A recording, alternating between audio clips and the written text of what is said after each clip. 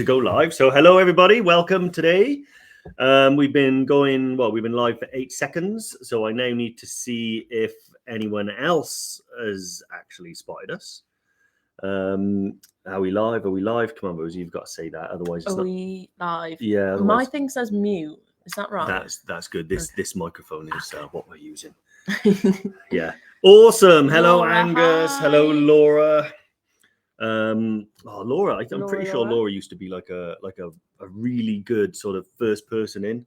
And she is? Well, no, Angus lately. Oh, Last few okay. weeks it's been Angus. Alison, hi. Hey, Alison.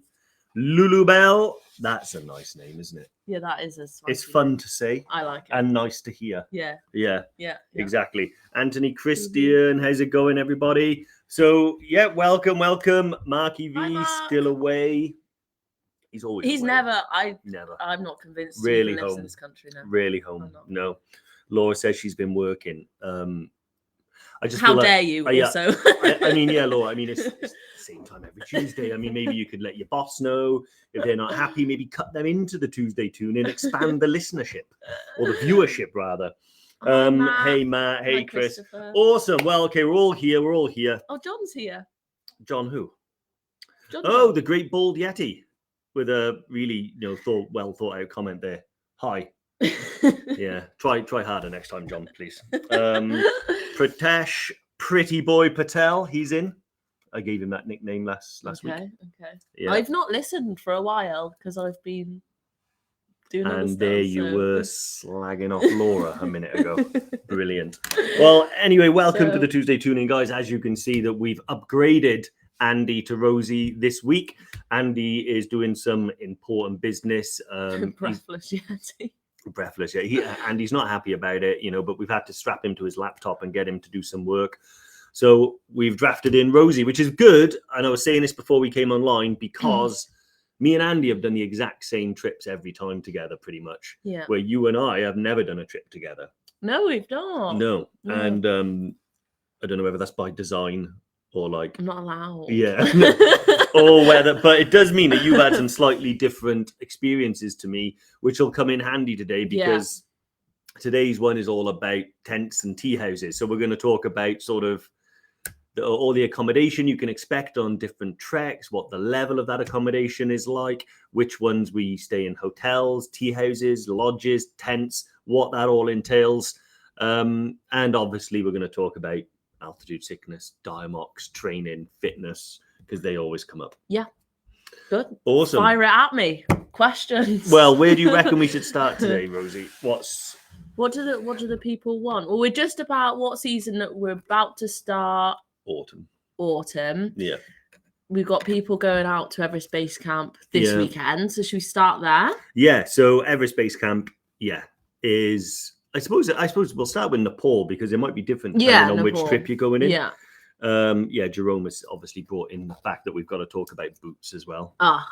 But Nepal's an interesting one because 99.9% of the time we know exactly where you're going to be staying. It's going to be in tea houses, but it's not always that case because if you're doing a peak or something like that, like Island Peak, Mera Peak, there may be some camping involved on the high camps and stuff like that. But yeah, the lodges on the Everest Base Camp trek, what are they like? That's what people want to know. You haven't done Everest Base Camp yet, have you? No, not yet. Maybe next year, we'll see. Yeah. Dave keeps giving me a hard time. Well, yeah, because you should do Everest Base Camp. I know. Oh. You keep trying to be like, oh, do we not have a trek in the Seychelles or stuff like that? We did a training weekend recently, and it was really cold. Yeah, really wet. I didn't thrive. You didn't like it, did you? Oh no, I just want to be comfortable. I love being outdoors, but I just want to. I was my leggings were soaked through. Everyone was freezing cold. The wind was blasting against your face. I just thought, actually, yeah. Why do I? I mean, what's weird is if only someone had lent you waterproof trousers to wear. Yeah. Yeah, no, I had waterproof trousers. But you wanted to. But I was being. stubborn. I absolutely don't need these. I'll be fine in my leggings. I've always been fine in my leggings. I'm a trendy gal, and they just weren't the vibe. Yeah, well, I could have. Well, yeah, you can't really cut trendy rips in outdoor waterproofs. Yeah. So, anyway, so accommodation. To circle back. Yeah, circle back to accommodation on the Everest Base Camp trek. Yeah. So, tea houses. What are the lodges actually? So, what are they actually like? What if I'm going in there? What do I expect to see? Okay. Are they bunk beds like they were on Toubkal? Yeah. What am I expecting? So, on a general basis, they're all set up sort of the same way, which as soon as you walk in, there is like a communal area, and that'll have a hot stove in the middle, and it'll have like loads of tables and chairs in like a square pattern, usually around the outside. That's where we kind of like socialize. That's where we eat our food. That's where, you know, if the guides are giving you any briefings or anything, it all happens there. Generally speaking, then there'll be all dorms, but they're not bunk beds or anything. There's usually 2 beds to a room. Yeah. The rooms are pretty basic and relatively small. The lodges do change a lot, you know. So I think they're more basic the higher you go. Yeah. Because, you know, people don't quite realize what it's like. It's a lot easier to build a lodge, you know, in Phakding, which is like 2,400 meters, than it is Gorekshep, which is 5,100. You know, to get all the luxuries that we really appreciate at that lower altitude. Yeah. Is very difficult up top. So naturally, and also the weather's worse up there. So generally speaking, they're a little bit more worn. But as a rule, I would say they're pretty basic. They're designed essentially for you to have a place to sleep that's indoors and out of the elements. Yeah. They're not necessarily designed to be relatively luxurious. Some rooms, and this is relatively random depending on the lodge, and it can even be random room to room. So we could have a neighboring room together, and mine could have a toilet in it and yours won't. Right. I'll be honest with you, I normally prefer a room without a toilet in there because the plumbing is very basic and they can smell. So if that's going to happen, I'd rather it not be in my room. It does mean getting up in the night and sort of walking down a corridor to go to the toilet, but who cares? That's I'd rather have that than have some sort of like horrible smell in the room. And I actually love the tea houses as well. They all have like you know, it's remarkable. You know, I always talk about Gorekshep and I say thank God we're only there for one night. It's very basic, but actually when you think about it, what Gorekshep actually is, you've got a town the size of Namche that when you're there seems really full, and then you get to Gorekshep and you think, well, there must be a similar amount of people all crammed into a very narrow funnel. So the lodges do become a bit more crowded. And like I said, they're a bit more of a challenge because of the toilets can be outside and things like that. But they all have kitchens that serve hot meals. You can get hot drinks and stuff like that. So I like to think of them as basic, but providing all the necessary sort of requirements. And also, you know, it's funny that the mindset change. You know, if you're in a tent is about as basic as you can get it, right? A normal expedition camping tent. It is just a canvas tent with all your belongings just scattered around. And people are ordinarily, if you put them on a tenting trip, they're like, okay, this is a tent. I'm happy with it. Yeah. But when you go into a tea house or a lodge, there's an expectation of certain sort of luxuries that might not necessarily be there. So I always try and picture them as, imagine a wooden tent. That's the level of luxury, but with the added benefit of a toilet, and a kitchen, and you know, some staff that are kind of looking after you and stuff like that. Okay, so is that all tea houses or Nepal covered, do you think? They do vary slightly. So one thing to be conscious of is that the tea houses you get on a trek, like I said, in Phakding, they'll tend to be a little bit more, I want to find another word other than luxurious, so I'm going to put well equipped. You know, and generally sort of they look nicer. They look like what you might think like a mountain hotel would look like. The higher you go, the more sort of basic these lodges become. It's not like a cardboard box or anything. You know, it's a proper brick building. But they do tend to get a little bit more basic as you go up. I would say, you know, there are some camping, you know, if you're doing a peak and stuff like that. But generally, that's the tea houses in a nutshell. There's always like a tuck shop there as well, you know, where you can go and buy snacks and things. Nice. Really important, I always think, because, you know, I always reward myself after a hard day with like full fat Coke, Mars bar, all that sort of stuff. And it's good for the morale. And it's weirdly, really helpful, yeah. Pringles as well. I love Pringles. Yeah, well, go to every space camp then, because you'll be able to you'll be able to eat your fill. So yeah, no, really, really nice. Okay, cool. I've seen some people kind of ask about Kili as well. So should we jump onto Kili then? Yeah. The tents. Yeah. Because that is what you'll be staying on Kili. On Kili. Yeah. On Kili. Yeah. So if you have a scroll scroll through, I think someone asked Wendy Specifically. Macaulay has asked, my only worry about Kili is the camping, only because I normally need to pee a few times in the night.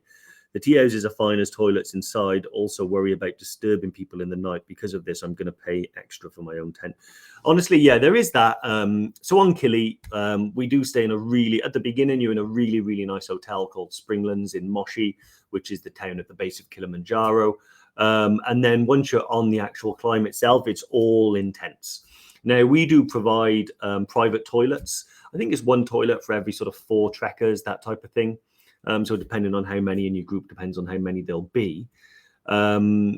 So if not every expedition provides those. There are, in every camp, there's like communal toilets, these long drop things. I visited one once as I was walking past it and needed to go, and I was pretty glad that we had our own afterwards. It does make a big difference. And also they're proper sit down toilets as well, so you can kind of get comfortable. I know a lot of people worry about the crouching down because it's difficult with the knees and stuff like that. You know, it is tricky. It's one of those like things people like hesitate to discuss because how much detail do you go into when using these like crouch down long drop toilets. But I've got a little bit of advice for you from someone with a bad knee. Don't worry, Rosie. I'm going to keep it on the level. Okay, go on. Is bring one of your trekking poles in with you. You know, just to kind of like support yourself on. Yeah. Because quite often, like the walls can be like moisture, so you might not want to touch them. But like a trekking pole is a really good idea. I actually, you're not going to believe this, but one time in Everest Base Camp, I saw a guy with a collapsible chair that he'd cut out like a hole in the middle that he'd use because he couldn't bend down and hold himself there at all. So I said, "What do you do?" And he's like, "Well, it's a little bit extra weight, but you know, you're glad you've got it, you know, when you need to." That's up to you whether you want to do that. Out of all the trips I've ever done, that's the only person I've ever seen do it. But yeah, honestly, I think, Wendy, when it comes to Kilimanjaro, so you are going to be in tents. If you're in your own tent, obviously it's a little bit more space and a little bit more comfortable. For the majority of us, we'll be sharing tents. Generally, what we do is, so like say me and Rosie would be next to each other. You generally just put your duffel bags down the middle, so you kind of have your own little dividing space. Bring a like little camp pillow and stuff like that. If you do have to get up in the night, honestly, it's not too disturbing because everybody's kind of in the same mode. Yeah. No one's sleeping, you know, they're either sleeping like a log, in which case you won't wake them up, or they're already half awake anyway. You know, it's kind of how it tends to work. And also if you have like earplugs and stuff like that, it doesn't really... Yeah, earplugs are great. Yeah. Yeah. And it's the same in the lodges, honestly, when you get people in the lodges and stuff and people are getting up and down and, you know, going to toilet and stuff. It's part and parcel of expedition life. So you're not disturbing anyone and you're not doing anything out of the ordinary, and certainly don't put off going to the toilet because you're worried about waking someone up, because you are going to have to go eventually, and it only means it's going to be more of a desperate scramble to get out that zip. You know, that zip jams or something. Yeah.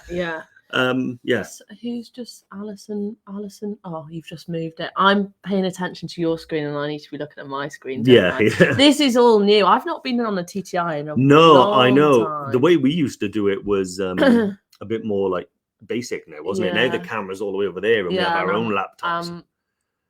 Yeah, okay. Do you want to find that? Yeah. Someone just said something and I saw my name. Oh, should I carry on? Yeah, just carry on. Yeah. So yeah, the tents on Kili, yeah, they are pretty. The one good thing is obviously you don't have to worry about the setting up and anything like that. Also, there's going to be a big mess tent, big kitchen tent.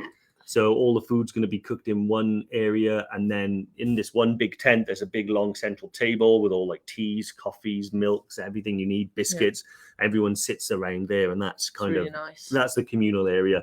On Kili, you probably don't spend much time in your tent unless you're waking up or going to bed. And then just that's a nice little like switch over to that was my kind of experience in terms of tents. On Machu Picchu last year, I did the Tomakea route. So you will be camping for part of that. I think it's 4 days, not the entire time. When you're like in Ollantaytambo and what's the other place called? Ollantaytambo and Aguas Calientes. Yeah, you're staying in kind of hotels, which are really nice. But yeah, the tents, you really are just kind of sleeping in there, and then the mess tent kind of is where you will sit, and it's really nice because it's like warm in there as well. You've got all bodies, and you're kind of able just to eat and just kind of reflect on the day. So yeah, it's just nice to all be together, really, isn't it? And then just go to sleep on the Machu Picchu trip. Then, so when you take us through that, so because it's 50-50 almost, isn't it? Like sometimes you're in like little hotels and lodges, and then other times you're camping. So take us through that then, from the sort of when the trek starts. Do you start off in tents or? So your first few days are in hotels, because you're kind of spending some time around Cusco, and places like that. And then, when you actually do day one of the actual trip, as it was, you're in a tent then for the next few days. Camp 1, you're camping just below Tokto Pass, so you're kind of looking up at tomorrow's challenge, which is quite a steep ascent. But you're relatively kind of sheltered. We actually woke up on day 1. We went in September, and they had like adverse weather, and we woke up to like a few inches of snow, which was just crazy. That's almost unheard of, though, they hadn't heard of that. They hadn't seen it in like 20 years or so. So we were really surprised, and I thought I was feeling a bit chilly in the night. But so we woke up to that. But like obviously, like then you go and kind of back down and stuff, so it's warm again in the valley by the next night. We didn't have any snow or anything like that. But I'm not, like, as you know, like, I'm not a camper. In the UK, I definitely, like, that wouldn't be something that I enjoy or would ever go out and do. But what I will say is, when I was in Morocco, it was something Peru was something I was really quite worried about, because I was like, I don't want it to ruin my experience by like being overly pretentious about where I'm sleeping. But you do kind of go into survival mode, I think. And like, I actually didn't mind it at all, because I was like, I'm in this amazing place. Like, this is such an experience. I know that this is the situation for the next 4 days. Like, just get on with it. And I can be quite funny about, like, I hate like not being able to wash and stuff, but you do just like get on with it, don't you? Like, I would never have done that in this country. But I think, being out there, I was just like, right, cool, we just crack on. You see, I love expedition camping. So if I'm on a trip up to like Kili or anywhere else, I love the camping aspect of it, because to me it kind of brings it home that it is an adventure. You know? One of the reasons why I always love doing these trips, I mean, everyone does them for different reasons. Some people like to just take on challenges physically. For me, it's more, I like to sort of move from like everyday life into an adventure. And even though I know it's relatively safe and it's guided, in my mind this is an adventure for me, and that's why I love it. But actually at home, if we went to like a festival or something, I don't like camping. Well, this is I'd rather sleep in my van or something like that. So I think it's because I like the ease of it in normal life, but when I'm doing an adventure, I do quite like the hardship. You just want to embrace it, don't you? And you want to. And the more you do it as well, the more you'll have a system. So lots of people that camp a lot, you develop like a tent system, like where to store things, where to put things. The moment you realize that you can like hang things on your tent and stuff, like, saves your life.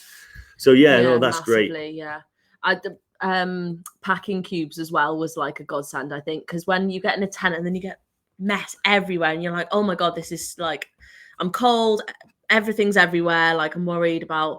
And so just packing cubes just helps keep things organized, especially when you're like kind of sharing a tent with someone. It can be a bit like, oh my god, what's going on in here? Awesome. No, one of the other trips as well where questions are coming up, I think John's asked a question. He's keen to hear about the accommodation on the way up to Toubkal. Is it a tenting experience, or do you sleep in the retreat, or have things changed due to the current circumstances in Morocco? So it's a very good question. And actually it's something that we can kind of shed some light on, because there's two ways that we run our Toubkal trips, and it depends on the weather. So in Morocco, in the high Atlas Mountains, in the summer, it can be baking hot, really, really hot. And that temperature doesn't really go that low even at night. Now, if that's the case, and I'm talking like May, June, July, August, those months are particularly warm. What we'll do then, if we're able to, obviously there's a limit depending on the size of the group, but generally speaking, the rule is that if the temperature is really high, we'll try and avoid sleeping in the refuge. So we'll go to the refuge to have our meals, and maybe you can sit around there and relax. But actually in the night, we'll be in our tents, which we use, which are just right by the refuge. You slept in tents, didn't you, when you did? Yeah, so we were there 2 nights. So our itinerary was slightly different just because I went with my dad. It wasn't kind of like we went with customers. So the first night we stayed in the refuge, it was really warm. My dad was really quite uncomfortable, and he wasn't feeling particularly well anyway, so it kind of didn't help. Obviously, you've got people staying up late, and then people waking up at 2-3 a.m. in the morning to kind of summit and see the sunrise. So it is constantly kind of bustling. So definitely bring your like earplugs and stuff like that. Definitely for this type of trip. But yeah, so the refuge, it was fine, to be honest. Like I found it fine, but my dad was particularly uncomfortable. So yeah, the second night we ended up staying in a tent, which I thoroughly enjoyed. Yeah. Much cooler. It went out start of May, so it wasn't like boiling hot, but it was, when you've got so many bodies in a room, it was on the warmer side. So if you do run hot, it wasn't the most fun. I like being warm, so I was like loving it. Yeah, you see, I don't think you're not the same as me. So the refuge is sort of this, if you look it up on YouTube, it looks amazing. It strikes me as like this medieval castle in the middle of the mountains. It's incredible. It's awesome to see. And when you first catch sight of it, you're like, oh wow, that's amazing. And then when you're in there, there's several different sort of rooms where food is served and where everyone's hanging around communally. Then you'll go upstairs. There's another little tuck shop in there that sells toilet paper, which 100% buy when you get there, or take from Imlil or Marrakesh, because you'll need it. They don't provide it in the toilets there. And then you'll have all the rooms. And now the rooms are all communal bunkhouse rooms. So huge bunk beds that, just like big row of bunk beds, no division, just like a mattress, quite a firm mattress, but I quite like that. Yeah, like imagine, I was explaining it to Alethea, who's new, and she was asking about, and I was like, imagine double bunk beds, and they're all like in lines, like squashed together. Like that is what it is, isn't it? And you can fit about 20 people in one of these rooms. Yeah. Now, when I've done Toubkal twice in winter. And so each time we didn't camp because there was too much snow on the ground. Yeah. And the temperatures were really cold, particularly the second time I did it. So we were in the refuge, and it does make a difference because I never once felt cold in there, ever, and the one thing I'd say is earplugs are really important in that room, because when there's 20 people in there, you're constantly going to be hearing someone moving around or doing something, getting up to go to the toilet in the night, something we all do. Actually, a little hint there, if you have a red light on your head torch, normally if you press and hold the power button, it'll turn to a red light. That's the one that we use for moving around lodges and tents and stuff like that, because it's enough to kind of illuminate you so you know where you're going, but actually for other people it doesn't disturb them in their sleep or anything like that. It's not like shining a bright light in their eye. So use the red light on your head torch. And yeah, it is really nice, but I think the challenges for me were so many people being in the room, so it does get quite cramped. Not necessarily, and you've got your own bed space, and that's fine, but in the morning, obviously, when everyone gets up at around about the same time, you're kind of trying to pack your bag and stuff, so you do jostle along. I actually quite enjoy the refuge experience because, I don't know, again, I didn't hate it. Like, it's again, like, it's all part and parcel of like the experience. We got speaking to this Canadian guy, and being from Wales, no one kind of knows where Wales is, and he was like, Wales, like Wrexham, and that's where my dad works. Yeah. And we were like, oh my god! So you do like meet people from all kind of It is really interesting. Yeah. I did enjoy it. I think everyone knows Wrexham, they don't they, because of the football team. Yeah, I know. But yeah, so So cool. It was great. I was chatting to someone who I think was American or Canadian last time I was there, and we were having a great chat. And she was a fellow an ACLer. So she'd lost her ACL, but she hadn't had the op yet. So I was really keen to find out what life is like without that. So, but she was, I think she was, I don't know if she actually went to the summit or not, because we met a few people up there. They're just passing through. They just passed through and they just stay a night at the refuge, but they're not actually looking to go to the summit. Yeah. And it's strange. I met a couple of people that do that. But yeah, so for us, John, because John is on the Souks to Summit trip, which is coming up next month, we're probably going to be in the refuge, I think, at that time of year. There's probably going to be no camping. It's that time where it's getting into the winter months. I've been in December and April. There was loads of snow on the ground in April, but the weather was warmer and it was much milder temperatures. When I went in December, there was lots of snow, but also mixed in with like rocky patches, tons of ice. Yeah. It was a bit more treacherous and really cold. I'm thinking October, we may need crampons, we may not, but almost certainly we're going to be in the refuge. in the refuge, I would say. Yeah. Let's have a look at any questions. There's a question here from Rob Still. Are you allowed to use a bottle in the tent and then empty it in the morning? I'm with my wife, so not a randomer. Yeah, I'd say as long as you got consent. Yeah, as long as you got permission from the person in the tent with you, then yeah. I mean, it. Like, I do get it. Like, you know, getting out of your sleeping bag and then unzipping everything, and it is a bit of a faff. So I mean, if that makes your life easier, and you know you're in with someone that you know and stuff like that, then you know what though, it's like, it's just weird, but I quite like getting out of my tent at night. Do you? Because it's generally quite a surreal experience. Like you get it. Like I remember one time on Kilimanjaro, when I got out of my tent at night to go to the toilet, and there was not a wisp of wind. The sky was like lit up with stars. The whole camp was about 3 a.m, and it was just completely like you could hear a pin drop. Yeah. And it was really surreal. You get out and you just go into the toilet, and then when you're getting back to your tent, you just stop and look around, and it's like it feels like you've got Kilimanjaro to yourself. It's really strange. So like I notice it a lot, like on our training weekends. Remember, everyone woke up, did you see the stars in the night? Well, it was amazing. I was out there for a while looking at the stars. It was great. Yeah. But yeah, I'm trying to put a positive spin on getting up in the night, But I just like, don't move. Yeah. Okay, cool.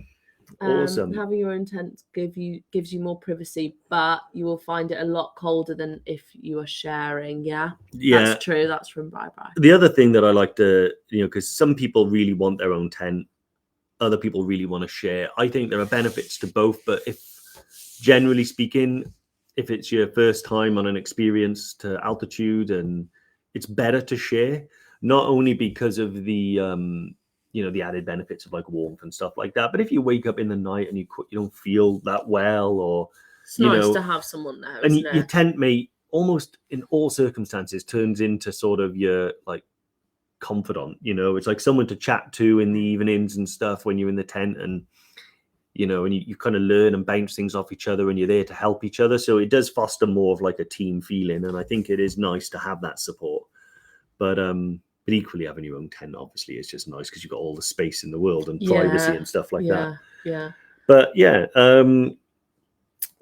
Adrian Kirk has said, I'm off to EBC soon. Have you ever had any issues with conjunctivitis in the tea houses? If so, do you ever take your own pillowcase? I've never, ever heard of someone catching anything like that from the tea house, ever. So I would say it's not an issue whatsoever. I've never brought my own pillowcase, to be honest with you. I didn't even know pillows were provided. On a lot of the lodges, yeah. So it depends on how busy it is. Because some of the lodges, it's just a bed and you need your own. Yeah. But probably in the majority of lodges, you're going to get provided with blankets and maybe some pillows and stuff like that. Oh, that's interesting. This isn't sort of, an amazingly sort of fresh, crisp linens and stuff like that. But it is what it is. But honestly, no, I've never heard of anybody ever having any issue with like conjunctivitis or any other type of issue from the beds. I think you'd be totally fine without bringing your own pillowcase. I mean, having said that, a lot of people do bring their own like inflatable pillow and stuff like that, just so they've got. Some people have to have 2 pillows, and normally you only get one. Yeah. So I'm one of them that like to prop my head up, but most of the time, honestly, I just do it with like a fleece or something. But it's not the most comfortable. A blow-up pillow would be better. It's never something I seem to remember to do beforehand. So that's right. Ralph has asked, and this is not a question I've ever been asked before. Can you take your own tent to Kili? Carried on your day pack. The tea houses at EBC were amazing, but sharing tents at Kili might be too close for comfort. Honestly, Ralph, I don't think that's something that sort of logistically would work. Yeah. The reason being is that the porters carry all the tents, and they set those up before you get to the destination. So the porters move really quickly on the mountains. We can't keep up with them. They're already acclimatized and they're incredibly strong and fit. So we go at a much slower pace. What this means is that by the time we get to camp, they've already set the tents up. The other thing is, I think, these tents they're all the same. So the porters know how to set them up in an instant. Yeah.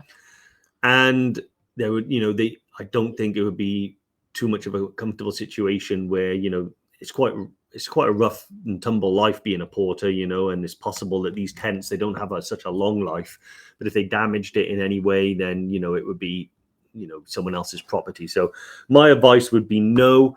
But if you did want to not share a tent with someone else, that's totally fine. We can definitely do that. That's absolutely fine. Just let one of the team know and we can sort out a single supplement for you. That's fine. Yeah, that's what I'd rather do. As opposed to taking your own tent, which is going to get battered and carried by the porters and stuff like that. So yeah. Jerome said, "What's the accommodation like on the new Tour de Mont Blanc trek? Proper toilets." Tour de Mont Blanc. You're looking forward to that? So excited. Yeah, no. It's all very, very civilized. You'll be staying in refuges or refugios. And they're all very, very nice. So we went round and had a look at a few of them on the Italian side. And they're wonderful. They're like the best tea houses you get in Nepal, in my opinion. They're really nice. Some of them are more like closer even to hotels. But I would say, they're really nice, really comfortable. There's often, there's all the same stuff that they'd have in Nepal, just everything's a little bit more modern and European. Proper toilets are provided 100%. Yeah. So excited about that one. Yeah. Jerome, are you going? Are you thinking about it? I think Jerome's already booked on. Is he booked on? Yeah. I know that. Yeah. When are you going? I think I'm going with an Evertracker. I think I'm going with Vicky. Yeah. Vicky, can't remember her surname. Anyway, yeah. I think August. Yeah. She's booked on for. So you've booked a boiling hot time, so you can go. Wait. Yeah. Bed. Yeah, Jerome, you have to let us know. I could look it up on my laptop, but it's more engaging for Jerome to tell us when he's going, and then maybe you might be with him. Yeah, that would be a wicked group, wouldn't it? Yeah, no, awesome. Right. Let's have a quick look. So who else? What's the security like in those communal dorms? This is a good question. Because you had a bit of a... I lost a jacket. I don't know what happened to my jacket, but I had a waterproof Evertrek RAB firewall. It was nearing the end of its usable life anyway, but I took it to Toubkal and I didn't take it home. There's a possibility it was taken, but I think more than likely is that it was packed away accidentally. Yeah. Because everyone in there, you get a feel for that. Everyone in there is like us. They're all like-minded people.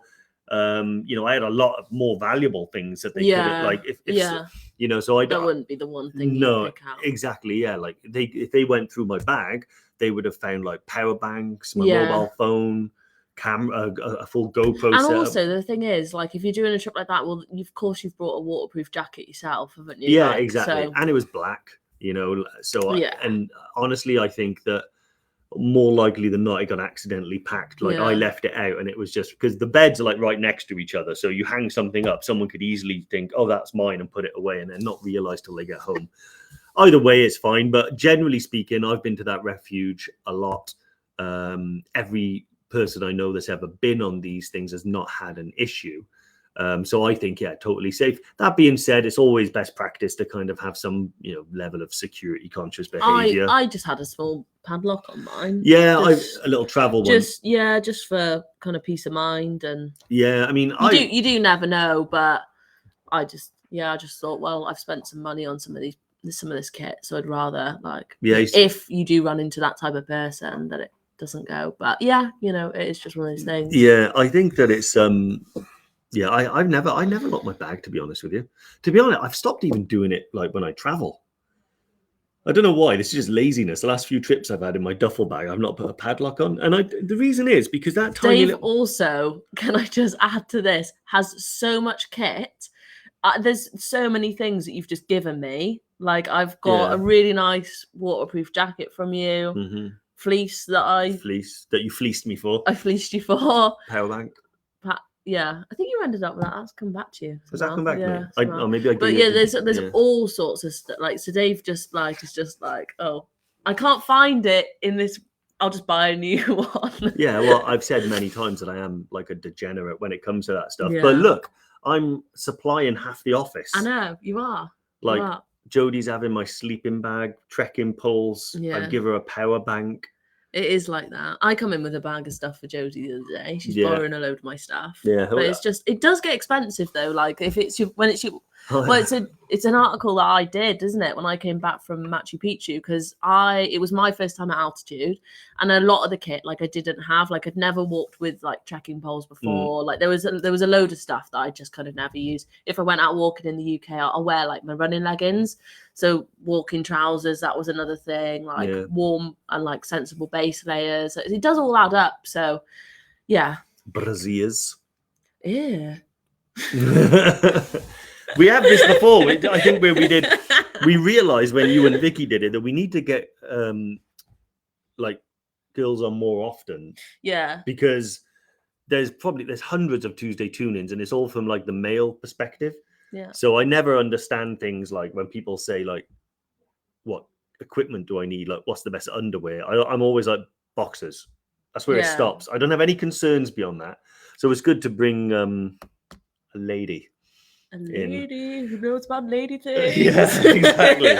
But I mean, I don't know who's on questions today, but I did write an article about some questions that ladies might have, just kind of recommendations in terms of sports bras, pants, periods, weeing. That was another thing I talked about. Any of those kind of questions that you have, hopefully the guys will pop in the link to the article, because it is handy. And yeah, like you said, like you don't need to know this stuff. I try and learn, but it's not something that I practice. Do you know what I mean? So like, all of my knowledge is experiential. Yeah. Well, if any ladies out there do have questions about female kit, then do Alison Morgan ask away. Agrees about more females on the Tuesday tune-in.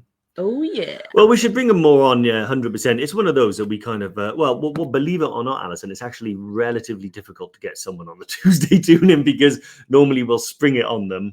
Oh, it got sprung on me yesterday, but I didn't resist. No. Well, yeah, you're an easy target because you've agreed a few times now. So if we need someone, we just go straight to you now.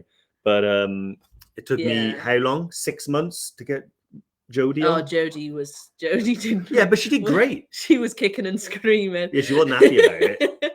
She was not. But she did really well. Yeah, But I think it is difficult when you've not been on a trip yourself, because we all know a lot of knowledge, but like I think when you go out there, you just have a different level of. But that's the one thing that I love. The Tuesday tune-in is not just about answering questions; it's about bringing questions as well that can be answered. Yeah. So by having sort of females on who, even if they haven't done a trip before, it's actually great, because then it's like okay, you are now like example customer. Yeah. What are your concerns? Well, that was my first TTI, wasn't it? It was just before I went to Machu Picchu and I came on. And then, I was asking you loads of questions. It's great because, you ask loads of questions about like what stuff do I need, things you're concerned about that me or Andy might not have necessarily considered.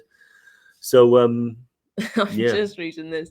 Bryboy's just said, Dave loses a jacket in Morocco. Andy only has to go on a night out in Cardiff. He's relentless. It's true, though. This is true. I can't argue. I've said to him he needs to buy just like cheap going out jackets that he's not afraid to lose. Always nice one. Yeah, but Kate has asked, also security related, any concerns about dangerous animals like snakes when staying in tents?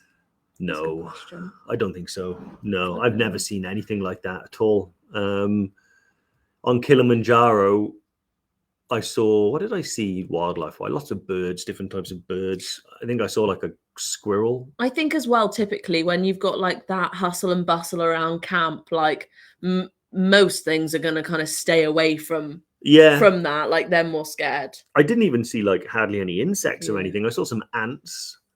Definitely didn't see a spider. I know a spider's not an insect before someone corrects me. Is it not? Nope. I don't know. It's an arachnid. Oh, same as a scorpion and other things.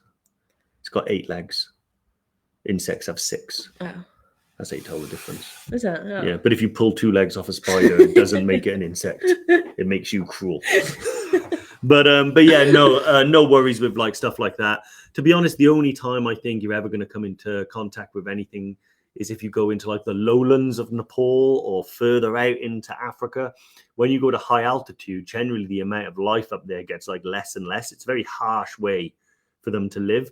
So for things like snakes and stuff that might feed on like rodents, there's a lot less rodents up there because there's a lot less vegetation. Yeah. So you end up with a lot less predators. And, why go all the way up to Everest Base Camp when they can just chill around in the jungle or something, So yeah, no, absolutely not. I mean, some insects maybe, but I've never encountered them in any way that wouldn't just be like, go away, that type of thing. You never you don't wake up covered in ants or anything like that. I'm just looking. So have we covered all trips now? I'm just worried. Have we gone off on a tangent here without? Yeah, but that's okay. That's warranted. I mean, generally speaking, what we've covered is the sort of like the most popular trips. So Kilimanjaro, Toubkal, Machu Picchu, Everest Base Camp. We do have other trips as well, but they're all relatively the same sort of ballpark. You're either camping or staying in tea houses and lodges. So like K2 Base Camp, there's a lot of camping. But camping is largely the same as it is on Kilimanjaro. The setup is the same. It's expedition camping. Yeah. So we've covered that pretty much everything you need to cover. Alison Morgan said, I think Rosie should come to EBC October 24. So are you going to tell Alison you don't want to go with her, or are you going to commit next year to go into EBC?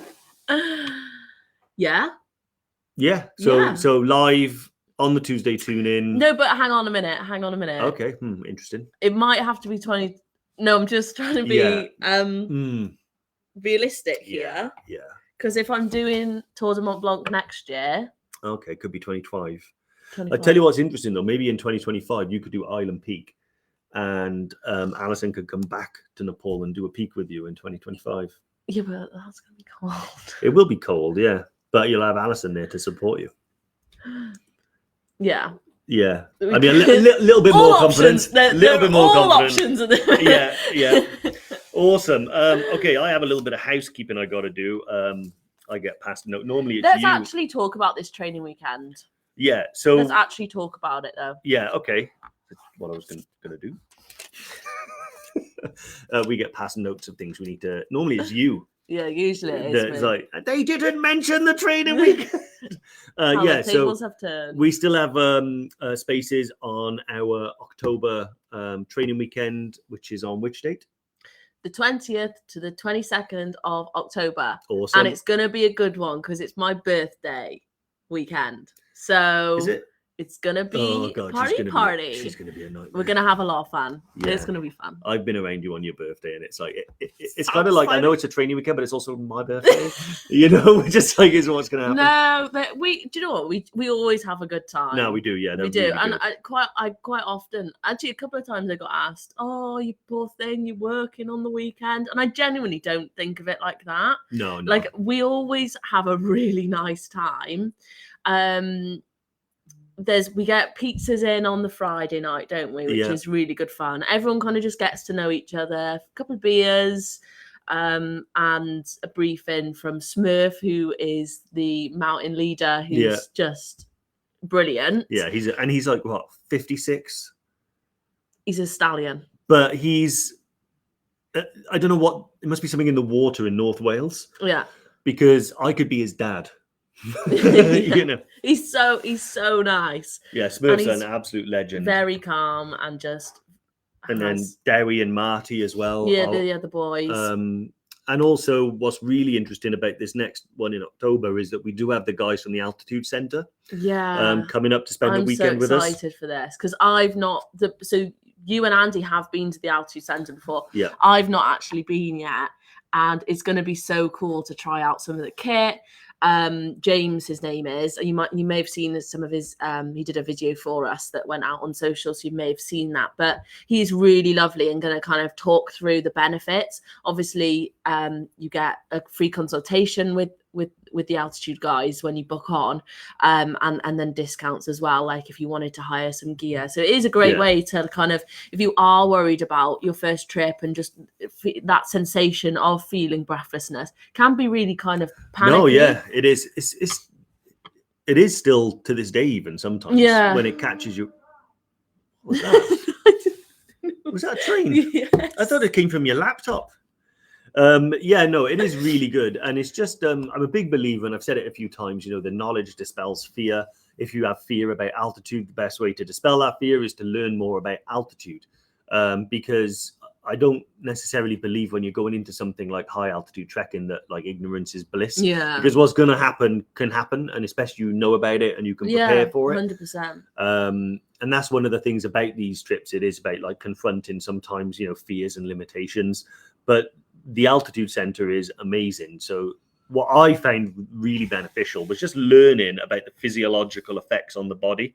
So I know about the symptoms of altitude, but to know why that's happening kind of puts your mind at ease, doesn't it? Yeah, because knowledge is... Yeah, because sometimes when you get to altitude, part of the thing that might happen is you might get like anxiousness and almost like, panic attacks and things like that, because and this is what my very first guide when I went to Everest Base Camp told me, that a lot of the time people, they obsess over altitude and their bodies and what's happening, and it's totally normal for you to get a headache, and if you understand that that's normal and why it's happening, you don't worry about it. But when you don't know anything about altitude and you get a headache, your mind will fill in those voids of information with just fear and anxiety, and then you kind of, it starts to snowball then. So I find in order to prevent that happening, these guys are able to give you that information. So 100%. Yeah, really, really good. So that's happening. Then on the Saturday, we obviously go out on a really nice walk out in the Brecon Beacons. Lovely. And then in the evening, very food orientated also. Well, food is fuel. Food is fuel. We go to a Nepalese restaurant, which is really cool because I'd not tried Nepalese food before this previous time. No, well, you hadn't gone to Nepal. Sorry, Alison, but and it was lovely, wasn't it? And it's really nice. Again, just a really nice chance to kind of sit down with everyone, talk about their experiences. Obviously, some people have been at altitude, some people haven't. Like, there's a real mix of kind of abilities, experience, and it's just really nice that everyone just like mucks in. Most people are kind of like come on their own, don't they, as well, which I think is really nice because it just like everyone's in the same boat. I think if we can put a link to the training weekend as well. There is one in there. There's one on there. So anyone that wants to know about it in terms of the details and things, Jerome, it would be great to see you there if you're thinking of coming. 100%. I did notice Lee Wyatt said, can I bring you Nepalese ration packs? 100% you can bring me a Nepalese ration pack. I think those ration packs have about 4,000 calories in them or something like that. No way. I'm all about the calories. Lee Wire, how much is it? It's 395, I think, off the top of my head. You'll have to double check. Yeah, click the link there. Yeah, it'll have it all on there. Sam has said it's his birthday too. Birthday twins. Is Sam on this one then? Is he going? Bring a cake. Awesome. And it'd be really good to see you there. Andy usually brings in more Welsh cakes than you need to feed an entire army as well, so that'll be good. Oh yeah, the Welsh cakes. Look at that, 5,000 calories in a ration pack. Imagine that. Yeah, but you need that when you're in the army. Like, do you know the trip we do? Like, is Lee in the army? He either is or was. But one thing, so when you do our Horseshoe Ridge, they do that the other way around, including Fanny Big. And then go up Jacob's Ladder. I went up there over Christmas, and I went with Chunky Ralph. Oh, the dog. The dog. Yeah, we don't label our Evertrekkers such way. He's not a person. But you've got to run, or what they call it, tabbing. You've got a tab around it. A tab. Tabbing, I think, is a military term for not quite walking, not quite running. And you just got to like jog it. Basically. Yeah, I think it's what a canter, I think, is what it is. But I also understand that you'll get shouted at if you don't do it or you're too slow. Yeah. Anyway, all the military guys have told me that it's amazing. It's one of the best experiences they've ever done. They love the fan dance. They never stop talking about it. Yeah. Hey, Andy, there we go. Andy Moore's on you. See, Welsh cakes rule. We knew he'd be on you somewhere. Yeah. So one other thing we got to talk about as well, which is on your list. British Travel Awards. Please, please, please, please, please. Vote for us if you've not already. It's a customer vote. What would you call it? Like consumer voted award. So it means a lot to us. We won last year, and it would mean the world if we could win again. It's for the best. I think it's like the track. Well, this is the one that we won last year. So we won sort of best travel company for like walks and treks. We really want to win it again. I think the title has slightly changed, but the guys can put a link in here. It's there. So check on that. Do go on if you haven't voted and vote for us, because it does mean an awful lot. It helps us get out there, helps us provide more treks. There are loads of awards that you get given by various different organizations and stuff like that, which is always very flattering. But this is the one that kind of means the most to us because it's voted for by you guys. We're not able to, buy this. The only way we get it is by providing good trips and having customers that actually care. And we're very lucky that we've got that as well. And the guys that kind of work in customer service and who speak to you guys every day when you've kind of got questions and stuff, they work so hard to get back to you guys and provide all the right information. So it would be amazing, wouldn't it? It would be really bloody good. It would be jolly good. We'd love it. I'd love it. Yeah, I'd love it. I didn't get to the last award, so it would be great to go to this one and pick it up. Keita? I'm going to go with Keita. I suffer with asthma. Where's Andy when you need him? And they put me in a worse situation, as I wanted to know, would it feel in a controlled environment? Andy's replied to it already. Oh, is he already? Andy smashed it. Yeah. He's in. So Andy's reply will be the best one. Yeah. No, Andy will be. He'll know what to do with when it comes to asthma. Andy suffered with asthma for most of his life. He did also write a blog about it as well, about his kind of experience at altitude having asthma as well. So that may be worth a read for you as well if you had over to the knowledge center. He's got Andy's story actually is an amazing one in terms of because he ended up in hospital when he was a young child for a horror movie induced asthma attack. Amazing. Quickly, we got a few minutes left. So Mark Viggers, this may have been asked, and I apologize. Can you still borrow a down jacket and sleeping bag for EBC? I can't seem to see it on the new website. Yes, you can. There is a section on the members area where you can kind of update us on certain things. So I'm sure it's there. If not, then just drop us an email and let us know. But one thing, just rest assured that whatever happens, when you arrive in Nepal, the guide and our head of operations, Anuj, over there will be doing a briefing, and they check whatever kit people need and stuff like that and have it all arranged before you fly to Lukla.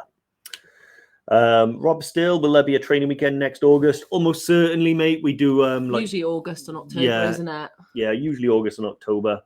We normally do August because of the chance for good weather, which was one of the hardest August treks I've ever done this August. But awesome. What did you just say? We normally do it in August for the opportunity to get like really good weather. Oh, right. Yeah. I completely but what you just said just went. I might not have made sense, but this August was one of the hardest August treks. Yeah. I've ever done. It was bitter. Yeah. Kate said, any chance to come with my small and friendly dog to the training weekend? I actually think that should be a requirement, that people should be allowed to bring their dogs. We do like dogs. The only thing is you're not allowed to take them into the Nepalese restaurant, so there would be a period where they would be left on their own for quite some hours. Kate. Let me double check for you, Kate. Yeah. I will find out with the accommodation if that would be possible. Yeah, we need to. I'm sure I've seen people with dogs there before, but yeah, I'll double check. I wouldn't want to say. I wouldn't like to say. Yeah, I wouldn't like to say, but I'll double check. Lee Wyatt said, do you do any winter training weekends in Scotland? Yes, we do. Run by our team that run the training weekends in Brecon. They go up, guys, they go up to like probably the Cairngorms or and they just run like really good stuff. So crampons, ice axes, self-arrest on the ice slopes and stuff like that. Teach you about avalanche, how to spot risks and certain things. All that information should be on the website, or drop us an email and we can help you get all of that. Yeah. Awesome. I think that's it for us today. Yeah. Yeah. I think we've covered everything, haven't we? Awesome. So any last comments? Get camping. Get camping. No worries. Camping. Yeah, that's it. Anyway, thanks, guys. Really appreciate your time today. Any questions about anything that we've discussed that you want to know more details about, myself, the rest of the Yetis are always on hand. So just give us a call. Otherwise, take it easy, guys, and we'll see you soon. Stay groovy. Bye. Stay groovy. Unbelievable.